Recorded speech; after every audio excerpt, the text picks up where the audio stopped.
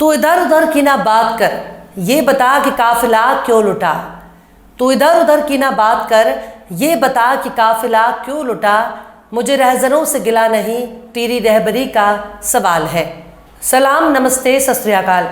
मैं हूं आपके साथ हर्षिता मिश्रा और आप देख रहे हैं टाइम्स मेल। भारत ने ईरान के साथ चाबहार पोर्ट के लिए बहुत बड़ा समझौता कर लिया है, जिसके बाद अगले 10 साल के लिए चाबहार पोर्ट का सारा कामकाज भारत संभालेगा। इस डील को चीन और पाकिस्तान के लिए झटके के तौर पर माना जा रहा है, लेकिन इस डील से अमेरिका के नथुने फूल रहे हैं। अमेरिका अब भारत को आंख दिखा रहा है, धमकी दे रहा है, चेतावनी दे रहा है, पाबंदी लगाने की बात कर रहा है। मतलब अमेरिका राष्ट्रपति जिस नरेंद्र मोदी के ऑटोग्राफ लेने के लिए लाइन में लगने के लिए तैयार हो जाते हैं। हमारे ही देश की मीडिया दावा करती है कि अमेरिकी राष्ट्रपति मोदी जी के फैन हैं। मतलब जो सुपर पावर अमेरिका पूरी दुनिया को अपनी उंगली पर नचाता है, उसे अमेरिका का सबसे बड़ा नेता भारत के प्रधानमंत्री का बहुत बड़ा फैन है। लेकिन इस तमाम दावे की हवा निकल चुकी है, क्योंकि ईरान के साथ डील करने पर अमेरिका हमारे देश भारत को लाल आंख दिखा रहा है। ईरान के साथ डील करने पर अमेरिका ने चेतावनी देते हुए कहा कि ईरान के साथ बिजनेस डील करने वाले किसी भी देश को पाबंदी का सामना करना पड़ेगा। इस डील के तहत भारत की IPGL $12 करोड़ का इन्वेस्टमेंट करेगी।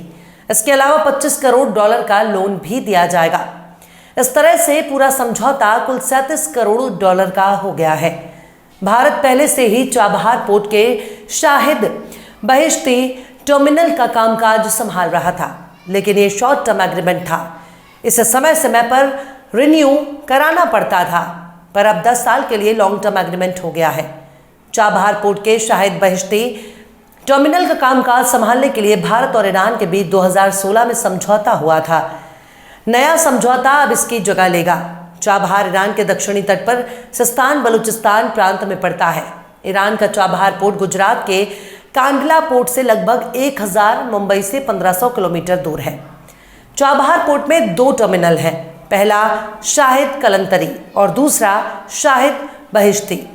भारत शाहिद बहिश्ती का काम संभालता है। चाबहार पोर्ट को लेकर भारत और ईरान के बीच पहला समझौता 2003 में हुआ था।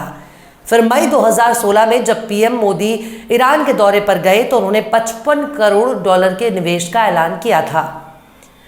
भारत की IPGL ने पहली बार 2018 के आखिरी में इस पोर्ट को काम संभाला था।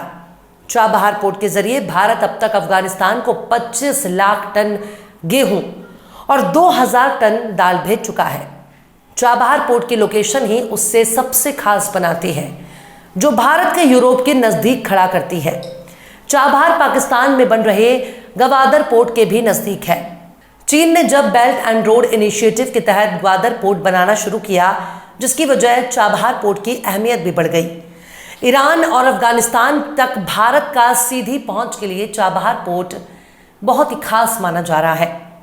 भारत को चाबहार पोर्ट का सबसे बड़ा फायदा होने वाला है, क्योंकि पाकिस्तान को बाईपास कर ईरान और मिडिल ईस्ट तक पहुंच सकता है। इसके साथ ही चाबहार पोर्ट को international north south transport corridor से भी जोड़ा जाएगा। इस कॉरिडोर के तहत Bharat, Iran, Afghanistan, Armenia, Azerbaijan, रूस, मध्य एशिया और यूरोप तक जहाज, रेल और सड़क का 7000 किलोमीटर से ज़्यादा लंबा नेटवर्क तैयार किया जाएगा। इससे भारत की यूरोप और रूस तक पहुंच भी आसान हो जाएगी। भारत और ईरान के बीच हुए समझौते से चीन और पाकिस्तान को झटका लगा है। चीन पाकिस्तान में ग्वादर पोर्ट बना रहा है, जो चाबहार पोर्ट के बीच सड़क के रास्ते 400 किलोमीटर दूर है, जबकि समंदर के जरिए इसकी दूरी महज 100 किलोमीटर के आसपास है। ग्वादर पोर्ट में चीन की मौजूदगी से भारत को चाबहार पोर्ट से बहुत फायदा होगा। दरअसल अमेरिका और ईरान के बीच ताल्लुकात बीते कई सालों से अच्छे नहीं हैं। ट्रंप के दौर में ये ताल्लुकात और भी ज्यादा खराब हो गए। दोनों के बीच आज भी ट्रेड वॉर जारी है। ईरान भी अमेरिका को अपना सबसे बड़ा दुश्मन मानता है, वहीं अमेरिका ईरान को एक खतरे के तौर पर देखता है। अमेरिका ने ईरान पर कई आर्थिक प्रतिबंध भी लगाए। जब भी कोई देश ईरान के साथ कोई समझौता करता है तो उससे अमेरिका को दिक्कत होने लगती है। अमेरिकी गृह विभाग के डिप्टी स्पोक्सपर्सन वेदांत पटेल ने कहा कि चाबहार पोर्ट को लेकर की गई डील और ईरान के साथ द्विपक्षीय संबंधों को भारत बेहतर तरीके से समझता है। लेकिन जहां तक अमेरिका की बात है तो ईरान पर अमेरिकी प्रतिबंध जारी रहेंगे। उन्होंने कहा कि आपको बता दें कि कोई भी अगर ईरान के साथ बिजनेस डील करने पर विचार कर रहा है तो उन्हें इसके संभावित जोखिम पता होने चाहिए। उन्हें पता होना चाहिए कि उन पर भी प्रतिबंध लग सकता है। अब अगर चाबहार बंदरगाह से होने वाले फायदे की बात की जाए तो भारत को इससे बहुत ही फायदा होने वाला है। भारत की पहुंच सेंट्रल एशिया और यूरोप तक हो गई है। सेंट्रल एशिया से होकर यूरोप जाने वाले रास्ते पर पाकिस्तान व्यापार में भारत की पहुंच को सीमित कर रहा था। इसके अलावा शिपमेंट में कमी कर रहा था। चाबहार बंदरगाह के व्यापार केंद्र बनने से भारत में चावल, चीनी और आयरन के आयात बढ़ने की उम्मीद है। चाबहार के जरिए रोज कनेक्टिविटी बढ़ जाएगी। पाकिस्तान को बाईपास कर सीधे ईरान और अफगानिस्तान पहुंचा जा सकेगा। भारत अरब सागर में चीन की मौजूदगी और दखलंदाजी का विरोध ही करता है। चीन पहले ही पाकिस्तान के ग्वादर पोर्ट में भारी भरकम निवेश कर रहा है।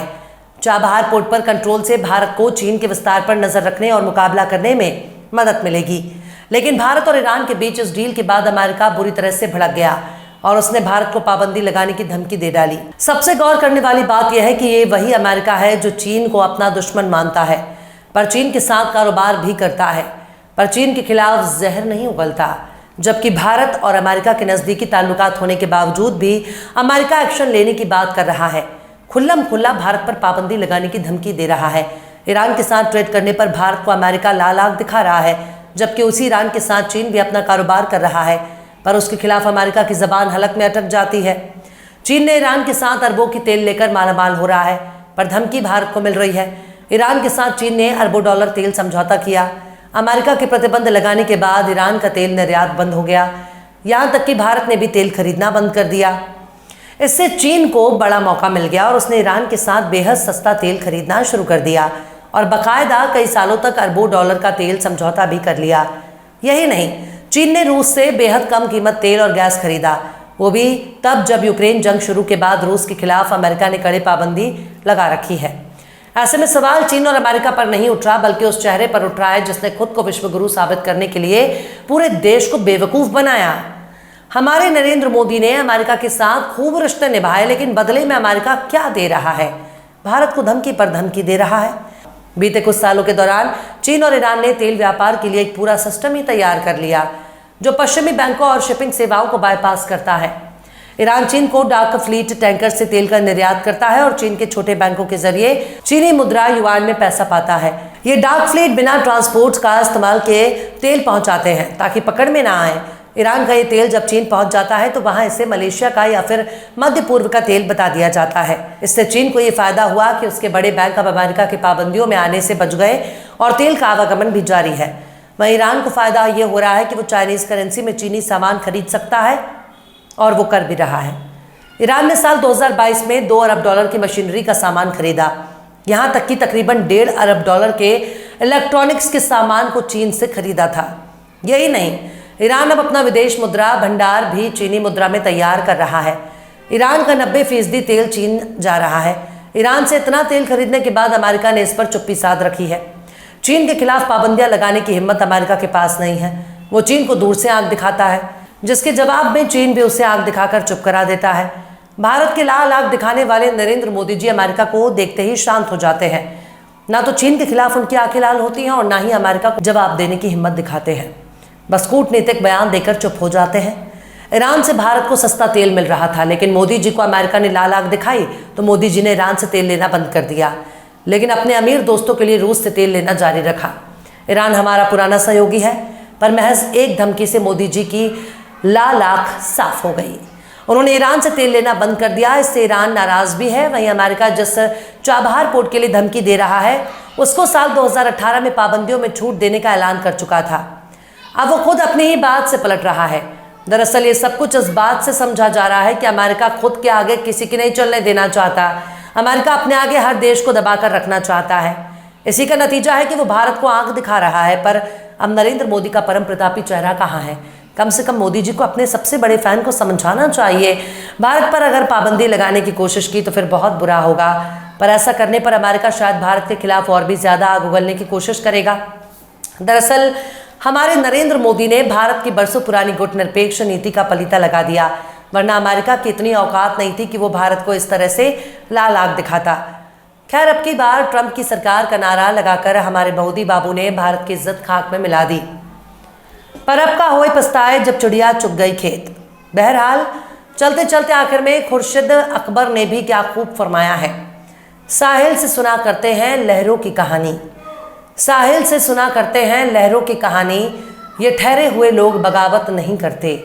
फिलहाल इस खबर में बस इतना ही। इस खबर को आप हमारे साथी शम्स तबरेज की कलम से सुन रहे थे। वीडियो पसंद आए तो लाइक करें। हमारे वीडियो को डाउनलोड करके सोशल मीडिया पर अपलोड करने पर यूट्यूब और फेसबुक आपको ऑटोमेटिक कॉपीराइट स्ट्राइक भेजकर यूट्यूब चैनल और फेसबुक को बंद कर सकता है। इसलिए वीडियो पसंद आए तो यूट्यूब के वीडियो लिंक को फेसबुक, ट्विटर, व्हाट्सएप पर अपने रिश्तेदार, यार, दोस्तों को भी शेयर करें। और बेबाक, निष्पक्ष, स्वतंत्र पत्रकारिता को सपोर्ट करने के लिए आप हमारे चैनल टाइम्स मेल को जरूर से सब्सक्राइब करें। और हाँ, बेल आइकन की घंटी वाली बटन भी जरूर से दबा दें ताकि आपको हमारे आने वाले नए वीडियो की नोटिफिकेशन फौरन ही मिल जाए। फिर मिलता है किसी और वीडियो में एक नई खबर के साथ। हर्षिता मिश्रा को दीजिए इजाजत। जय हिंद। अगर अभी तक आपने हमारे चैनल टाइम्स मेल को सब्सक्राइब नहीं किया है तो जल्दी से सब्सक्राइब कर दें और बेल आइकन भी प्रेस कर दें।